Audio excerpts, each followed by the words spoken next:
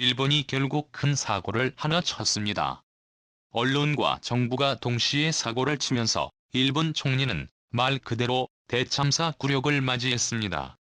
미국 정부는 대놓고 한국을 옹호해주면서 일본 정부의 입지가 더욱 줄어들 전망입니다. 어떤 일인지 살펴보겠습니다. 조 바이든 미국 대통령의 한국과 일본 순방이 마무리된 가운데 두 나라 정상회담의 성과를 왜곡해 한국에 대한 폄하와 비방의 소재로 삼으려는 일본 극우 세력의 저열한 시도가 나타나고 있습니다.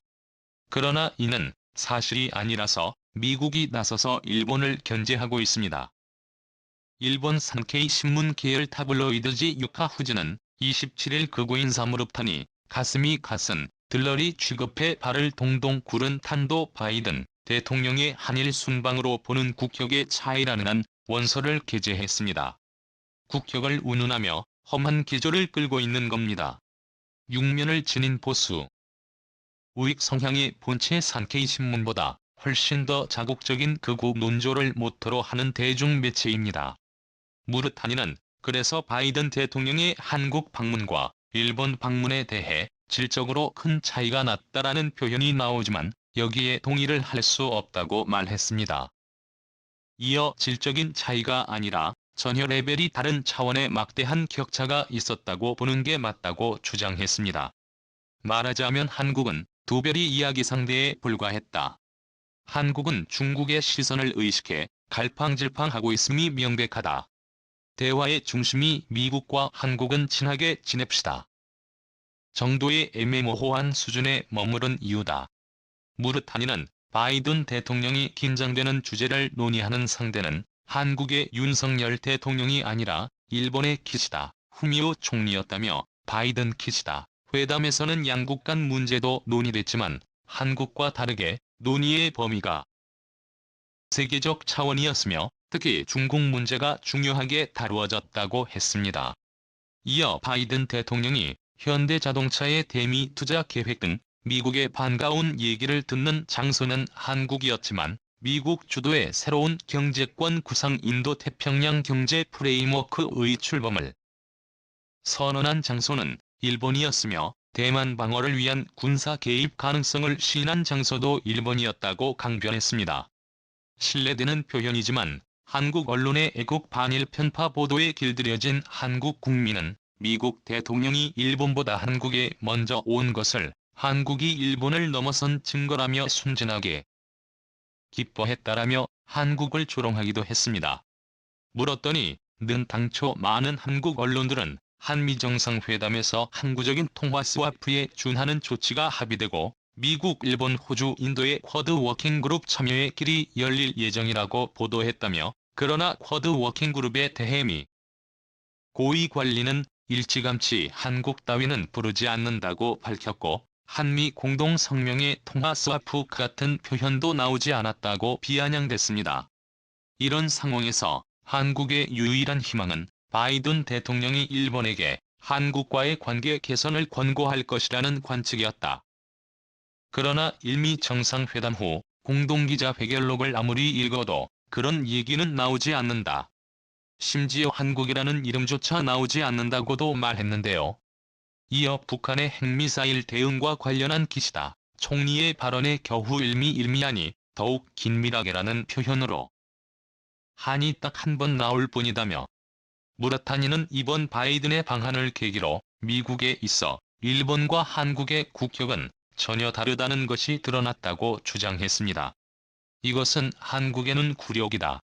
이련 정상의 접촉이 예상되는 6월 나토 정상회의를 앞두고 한국의 애국 반일 언론은 어떻게든 일본을 헐뜯는 소재를 찾고 윤석열 정권을 들쑤실 것이다. 한국의 교활한 싸움에 조심하지 않으면 안 된다. 이 글에는 앞으로 한국에 대한 경제 지원을 중단해야 한다 등 현실과 완전히 동떨어진 주장을 포함해 수많은 동조, 댓글들이 따라 붙었습니다. 현이는 지지통신 서울특파원을 지낸 인물로 악하는 부응하는 한국 자폭 등 다수의 현안 서적을 펴냈습니다. 그러나 그의 주장과 다르게 한국과 뛰어난 경제적 성과와 계획을 논의했다고 미국은 반박했습니다. 실제로 바이든 대통령이 한국을 방문하며 반도체 동맹 강화에 나선 가운데 한미 간밀월의 미묘한 역학관계가 치열한 나노전쟁에도 영향을 미쳐 긴장감을 더할 것으로 예상됩니다.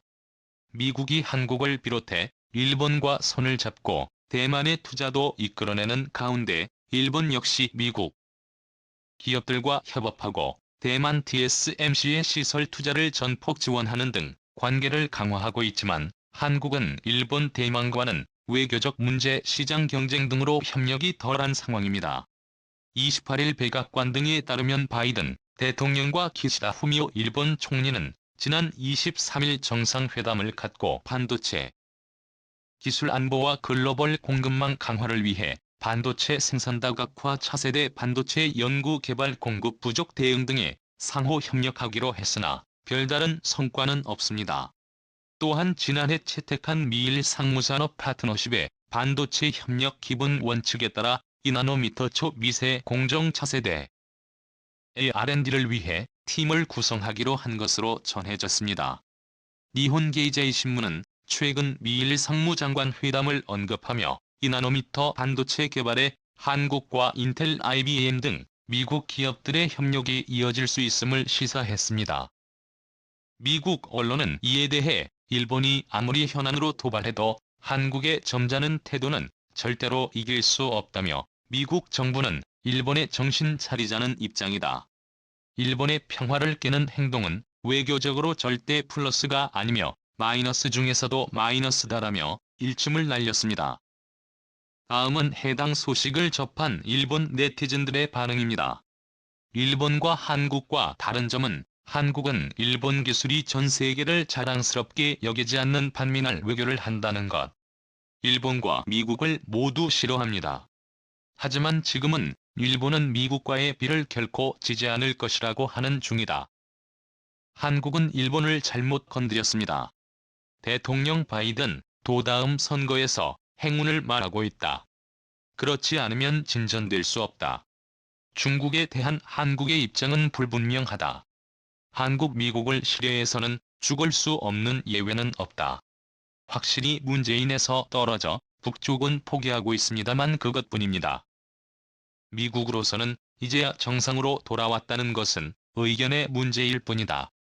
미국 언론이 제정신인가? 왜 하필 한국을 옹호할까요? 최근 일본의 발언이 명확해졌다.